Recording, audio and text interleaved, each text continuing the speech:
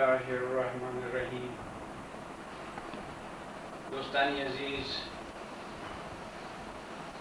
آج کے اس پرمسرت موقع پر یعنی یومی عید سعید کے موقع پر آپ سب کو مبارک ہو۔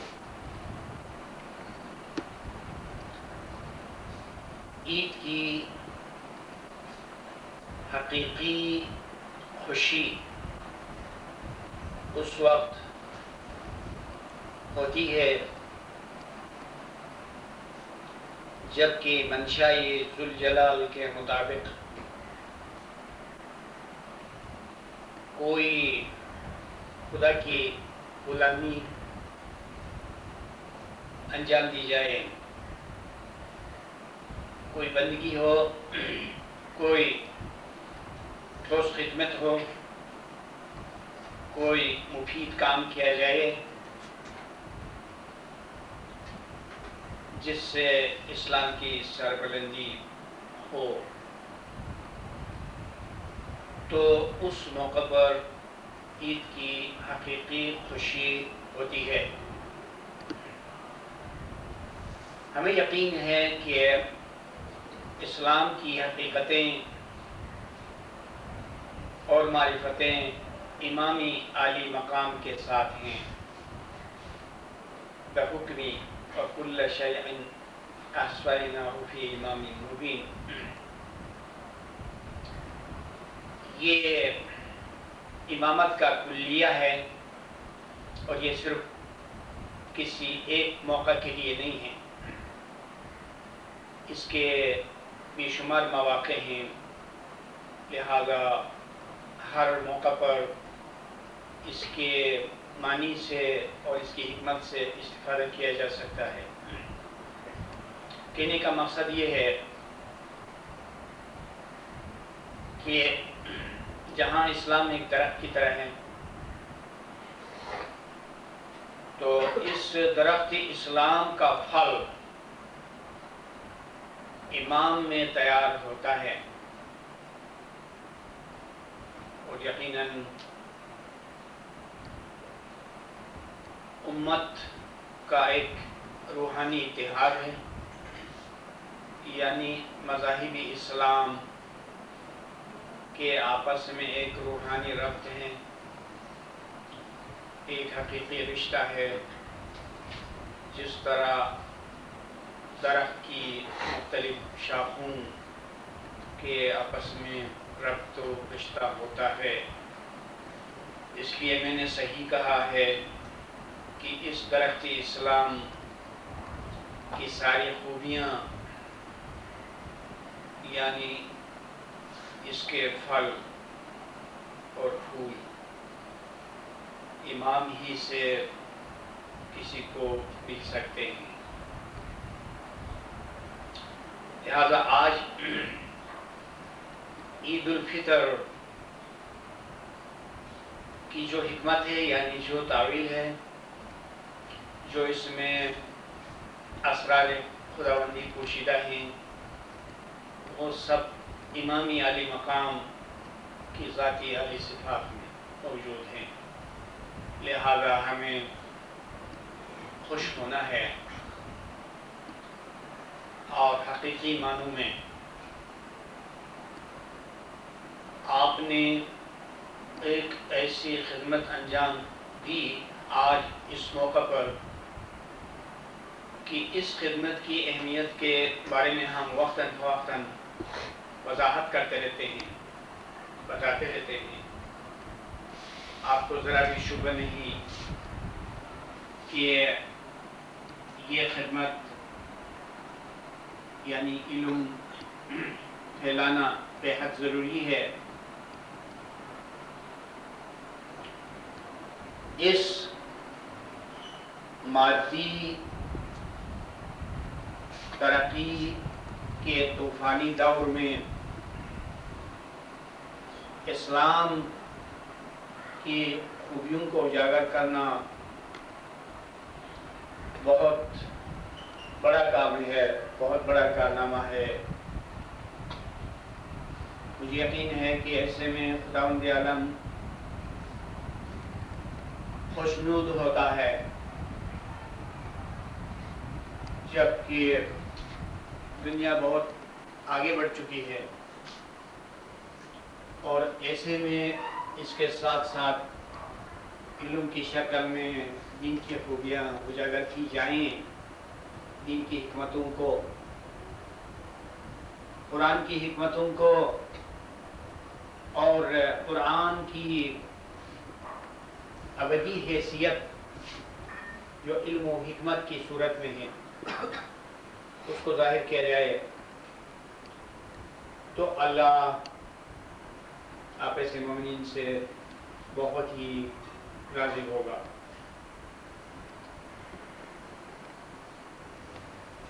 آپ کا بابرکت ادارہ یعنی خانہ حکمت اور ادارے یعنی بہت آگے بڑھ چکا ہے، اور اس کی ترقی کی رفتار خوب ہے۔ آپ دیکھتے ہیں کہ ان سال ہمارے عملداروں اور سرگرم ارکان کی کوششوں سے اور ان کی ہمت کی بدولت کتنی کتابیں چھپ گئی، ہمارے عزیزوں نے کیسے کیسے چندے دیے، کتنی مالی قربانیاں پیش کی، اور یہ سال زیادہ سے زیادہ مشرس کی زبان کو اہمیت دینے کا تھا، یہ منصوبہ ہوا تھا۔ ماشاءاللہ وہ منصوبہ بھی حسن خوبی سے انجام پذیر ہو رہا ہے۔ دیکھا جائے تو ہر لحاظ سے اور ہر اعتبار سے یہ سال ہمارے لیے بڑی سعادتوں کا حامل ہے۔ اس میں بہت کام ہوا، اتنا زیادہ کام ہوا کہ ایسا کام کبھی نہیں ہوا تھا۔ ایک طرف سے ہمارے نامدار طریقہ بورڈ کے ساتھ رابطہ، جو حکیم پیر ناصر خسرو پر سیمینار کے موقع پر ہمیں دعوت دی گئی، نہ صرف دعوت دی گئی بلکہ خط لکھا گیا، اور حسن خوبی سے وہ کام انجام پذیر ہوا۔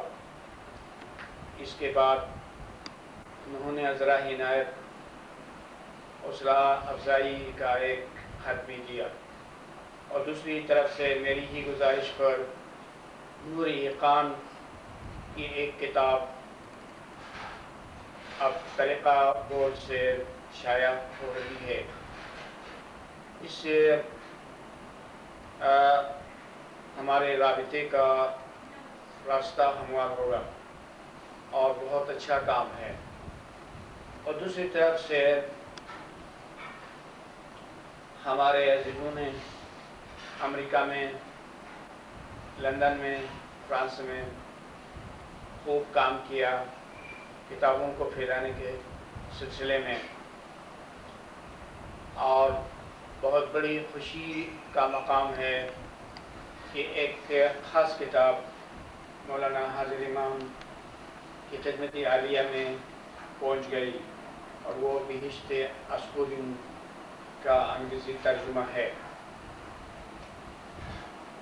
میرا دل گواہی دے رہا ہے کہ اس کام سے امامی عالی مقام پہلے بھی راضی تھے اور اب زیادہ راضی ہوئے ہوں گے۔ اور دوسری طرف سے یہاں کراچی میں جو ہمارے صدر اعلی قدر فتح علی حبیب اور ان کا پورا خاندان یعنی فیملی کی طرف سے جو خدمت ہو رہی ہے وہ بھی مثال ہے، اور بعض دفعہ میرے دل میں بہت ہی رحم بھی آتا ہے کہ فضلی صاحب بہت زیادہ تکلیف اٹھاتے ہیں، شب روز محنت کرتے ہیں، اور ساتھ ہی ساتھ دوسرے ممبران بھی ہمیشہ حرکت میں ہیں،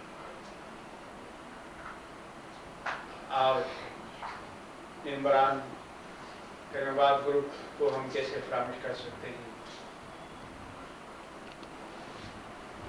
اور اسی کے ساتھ علوم کا جو کام ہے، جو کورس کا کام ہے، محافل اور مجالس کا جو کام ہے، وہ بھی خوب آگے بڑھ رہا ہے۔ یہ بھی ایک بہت بڑی پیش رفت ہے، اور ہمارے اسکالرس جتنے بھی ہیں، خواتین حضرات، سب لیکچروں میں حصہ لے رہی ہیں اور موقع آنے پر جماعت کی خدمت کر رہے ہیں، جماعتوں میں اور نجی اسکولوں میں اور کورسز میں اس علم کو پھیلا رہی ہیں۔ تو ہم ان نعمتوں کو کیسے فراموش کر سکتے ہیں؟ خداوند کا احسان ہے۔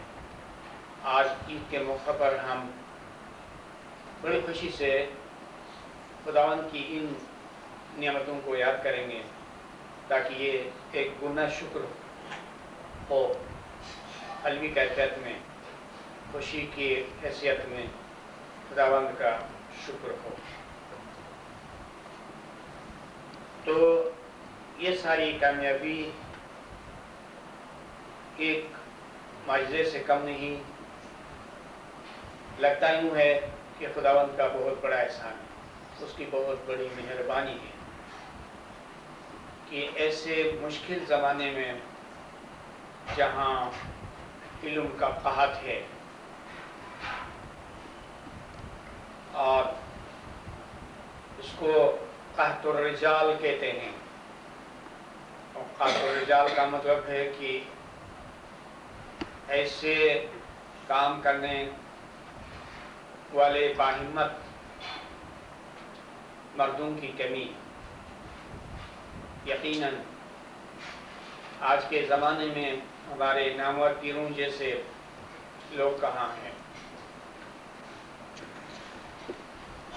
ہمارے بزرگان دین جیسے لوگ کہاں ہیں؟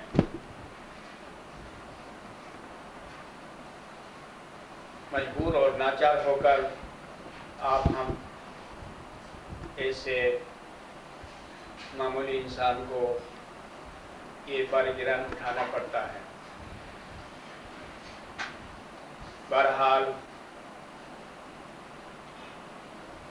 شکر کا مقام ہے کہ یہ بھی مثال کام ہو رہا ہے،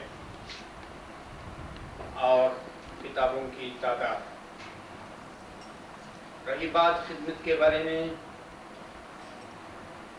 ایسی علمی خدمت کا وہ موقع سب سے اعلیٰ ہے جس میں کچھ زیادہ محنت کرنی پڑتی ہے، آپ معمولی حیثیت میں کام کرنا پڑتا ہے۔ ایک خدمت وہ ہے جو بڑی عزت سے اور آسانی سے کی جاتی ہے، اس میں بھی خداوند مہربان ہو تو ثواب مل جائے گا، لیکن اس خدمت کی بات کیجئے جس میں چیزیں اٹھانی پڑتی ہیں، رکھنی پڑتی ہیں، اور آپ ایسے معززین کے لیے آپ چھوٹے چھوٹے کام کرنے پڑتے ہیں، ایسی خدمت کی بات کیجیے۔ آپ میں سے ہر فرد باعزت ہے، تعلیم یافتہ ہے، معزز ہے، لیکن جب خدمت کا موقع آتا ہے تو آستین چڑھا کے اور کام کے لیے کود پڑ جانا، آگے بڑھنا، چیزیں اٹھانا، رکھنا، اسی کو سچی خدمت کہتے ہیں، اور یہ ہے خدمت۔ یعنی خادم کے کام کو خدمت کہا جاتا ہے۔ خدمت ایک فعل ہے، ایک کام ہے، اور اس کا فاعل خادم ہے. تو خادم کے فعل کا نام خدمت ہے، اور خدمت خادم سے الگ کوئی معنی نہیں رکھتی. اس لفظ کے الگ کوئی معنی نہیں ہے. تو خادم یعنی خدمتگار اور خدمت گزار بننا پڑتا ہے، یا تھوڑی دیر کے لیے قوم کا غلام اور قوم کا نوکر بن جانا دراصل بہت بڑی سعادت ہے. اور خدمت کے بارے میں ہر کوئی جانتا ہے، لیکن سوچنے کی بات ہے خدمت کی مختلف صورتوں میں سے کون سی صورت بہترین ہے جو اس لفظ کے مطابق ہو کہ اس کے اندر صحیح معنوں میں خادم بن جانا پڑے. جو کرسی نشین ہے وہ بھی کہتا ہے کہ خدمت کر رہا ہے، جو کسی مملکت کا وزیر ہے وہ بھی کہہ رہا ہے کہ وہ ملک و ملت کی خدمت کر رہا ہے. لیکن خادم ہونا، ذرا دیکھیں کہ خادم ہونے کے معنی میں کون سا شخص زیادہ صحیح ہے تاکہ ہم کہیں گے کہ یہ خدمت کر رہا ہے. تو جس کو خدمت کی اہمیت کا اندازہ ہو اسے سمجھنا چاہیے کہ یہ لفظ، اس کا فلسفہ، اس کا پس منظر، اس کا فاعل کون ہے. تو مطلب یہ ہے کہ خدمت جو ہے نچلی سطح کی طرف آتی ہے، بالائی سطح کی طرف استعمال تو یہ لفظ ہوتا رہتا ہے، لیکن صحیح خدمت، صحیح غلامی جو ہے وہ نچلی سطحوں کی طرف آتی ہے. سو جس کو امام کی غلامی کرنی ہے تو اسے خدمت کی حکمت کو سمجھنا چاہیے. دوسری بات یہ ہے کہ بسا اوقات ایک مومن خدا کی محبت کے لیے خود کو تیار نہیں کر سکتا ہے، اس لیے کہ انسان کے اندر بہت سی صلاحیتیں ہیں. تو ہر صلاحیت اپنے موقع پر ابھرتی ہے. یعنی انسان کے اندر ان بہت ساری بلکہ بے شمار صلاحیتوں میں سے ایک صلاحیت خود نمائی، بڑائی اور بزرگی کی بھی صلاحیت ہے.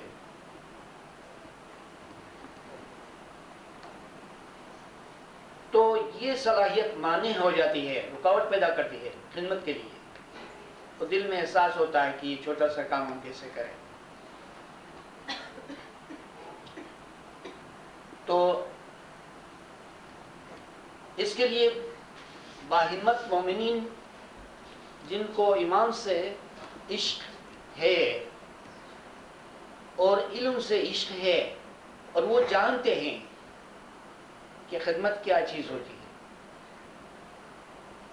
اسی خدمت کے لیے ہزاروں لاکھوں روپے خرچ ہوتے ہیں، نوکر ملازم رکھے جاتے ہیں. تو اگر یہ خدمت اعزازی طور پر کی جائے، آنریڈی طور پر، تو دیکھیں کہ اس لفظ کو بھی دیکھیں. ایک طرف وہ خدمت ہے اور دوسری طرف عزت ہے. اس آنریڈی لفظ کے معنی میں، اس اعزازی لفظ کے معنی میں عزت ہے، آنر ہے. تو یہ آنر کس کی طرف سے؟ کیا کسی دنیوی بادشاہ کی جانب سے ہے؟ نہیں. یہ لفظ بڑی منطق رکھتی ہے. اس کے اندر بہت ہی معنی ہے. آنرری اور اعزازی خدمت دو متضاد باتیں ہو گئی. تو خادم ہونا، خادمیت کا کام کرنا، غلامی کرنا، اور پھر عزت. تو البتہ یہ عزت دنیوی نہیں ہے.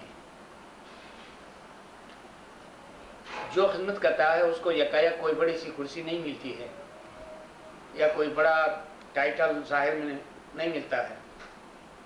ظاہر بات ہے کہ یہ آنر اور یہ اعزاز روحانی ہے اور علمی ہے اور خدا کی جانب سے.